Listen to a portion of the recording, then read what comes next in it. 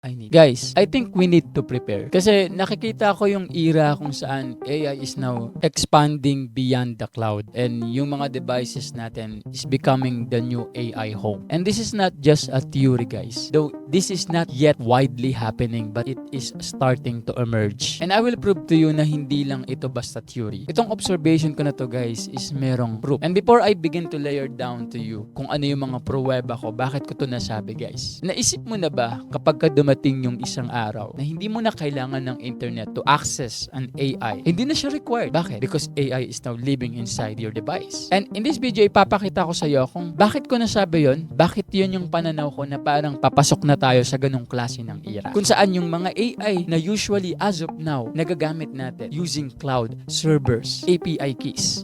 Darating yung time na baka ang mangyari is hindi na siya cloud AI, kundi maging on-device AI na siya. At bakit ito mahalaga na malaman natin? Why is this necessary na malaman natin ito? Kasi guys, malaki ang impact nito sa future ng tech.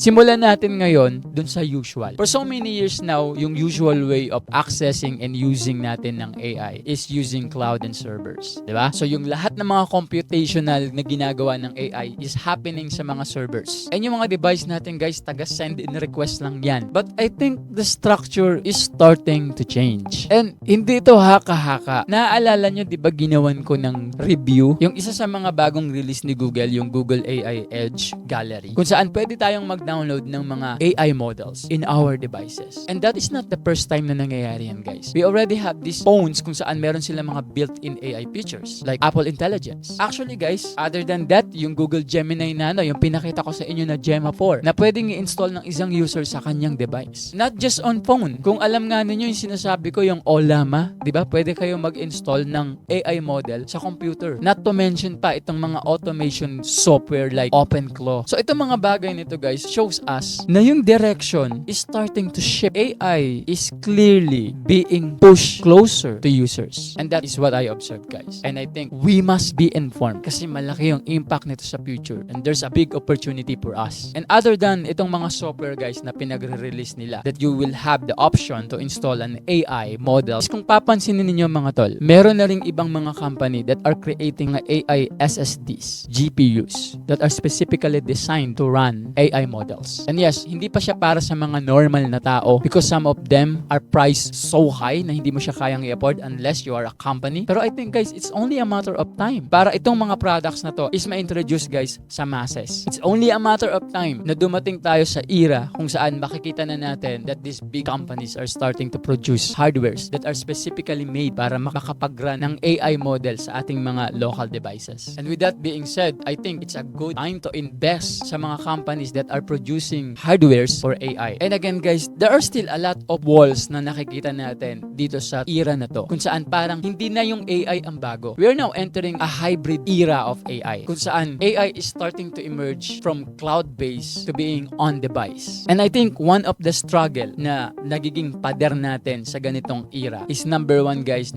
and most of all is security. Sobrang dami pa rin ng tao that's cautious guys pagdating sa local LLMs. And I am one of them. And dahil nga bago pa lang siya, we don't fully trust that kind of process na yung AI is nasa loob na ng device mo and you don't know what's happening. We don't fully trust that and that's normal and that's good. It's good to be cautious. It's good to be skeptical. Kasi guys, nasa early stage pa naman tayo. We are on a very early stage kung saan nakikita natin yung ganitong era na pumapasok na. And it's normal for us na maging careful. Now, I'm just sharing this to you guys kasi ito yung na-observe ko na nangyayari ngayon na I think hindi to masyadong tinatopic ng mga tao. Nobody's talking about this. AI is so hype, no? Kahit nga na ginagamit lang natin siya using servers, API keys, nilalagay lang siya sa cloud. Nagagamit lang natin siya gamit ang mga big servers na to, itong AI. Pero despite of that, sobrang hype niya. Paano pa kaya kung dumating na tayo sa point na yung AI is pwede nang gamitin ng tao sa kanyang device, on device na? Then, anong gagawin ng mga big companies, guys? Babawi sila ngayon dun sa mga hardware. Dun ngayon sila babawi. Gagawa sila ng mga hardware that is specifically made to run local AI models na kukuha ninyo. And this will open up a lot of opportunity, guys, especially for the creators, for the enthusiasts, and for the developers. And I'm thinking nga, baka eto na yung era ng mga Mechatron, guys. If you understand my point,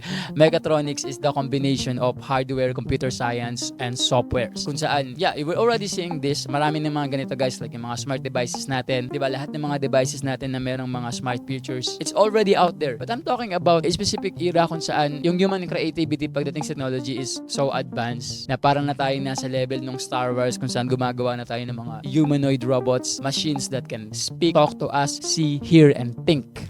Kapag ka dumating yung point guys na talagang nangyari itong na-observe ko kung saan yung AI parang napupush na siya sa users. It's now entering a hybrid era from cloud AI to on-device AI. When ChatGPT was first released in the public guys, everybody was so hyped. Biglang ang bilis ng pagkalat niya, ang dami agad gumamit. And we're all overwhelmed na meron na tayong klase ng technology ngayon na kaya natin kausapin and that can think and answer us based on our questions. And back then guys, hindi ko naisip na darating yung panahon na ganito kung saan pwede na nating ilagay yung AI sa loob ng device natin. But I am still very cautious guys, and I also want the people to know that you should also be cautious. But though I will not deny that it's already out there and matagal na yan nangyayari. In fact, yung mga phones natin, it already have some AI features. Now, what do you guys think? Is my observation correct? Totoo ba yung observation ko na parang pumapasok na tayo sa era kung saan itong mga AI na to is now starting to make our devices their new homes?